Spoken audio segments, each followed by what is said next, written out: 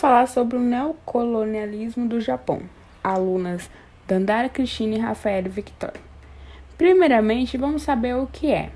O neocolonialismo, também conhecido como imperialismo, compreende as fases política e econômica de colonização dos países africanos e asiáticos pelos países europeus e pelos Estados Unidos, durante todo o século XIX e parte do século XX. Até a década de 1860, o Japão era um país de economia fechada, com a agricultura sendo a sua principal atividade econômica.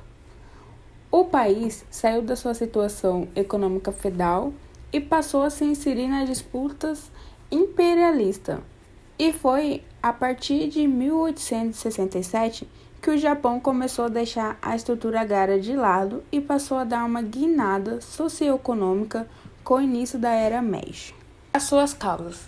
Para dominar os territórios, os europeus utilizavam de influência política, colocando tribos e grupos étnicos que já tinham desavenças uns contra os outros, e criando-se, inclusive, se fosse necessário.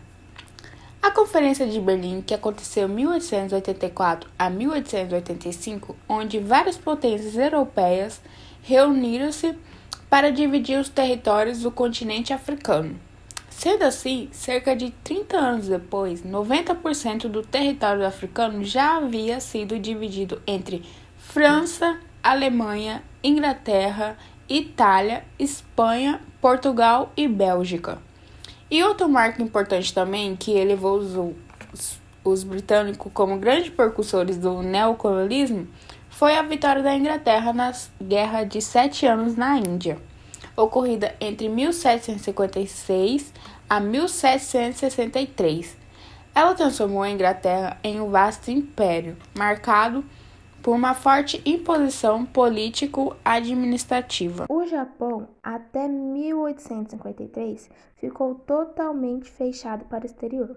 Só foi reabrir neste mesmo ano, mesmo assim forçado pela esquadra estadunidense, comandada pelo Perry. Assim, o Japão se recusou a fazer o caminho até seus vizinhos.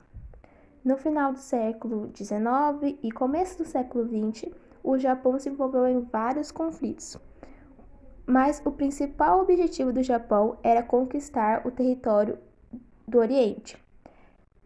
Na guerra contra a China, o Japão conquistou a Ilha Formosa e no começo do século XX, o Japão também invadiu e conquistou a Coreia. Entre 1904 e 1905, o Japão guerreou contra os russos na Guerra Russo-Japonesa. Vencedores, os japoneses conquistaram a Manchúria, atual região do nordeste da China, e se tornaram a principal força imperialista da região oriental.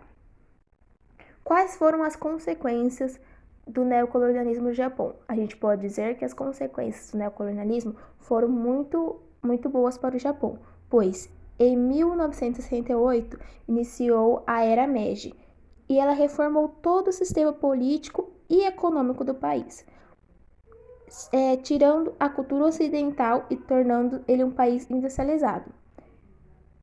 O Japão saiu também da economia feudal e passou a inserir disputas imperialistas.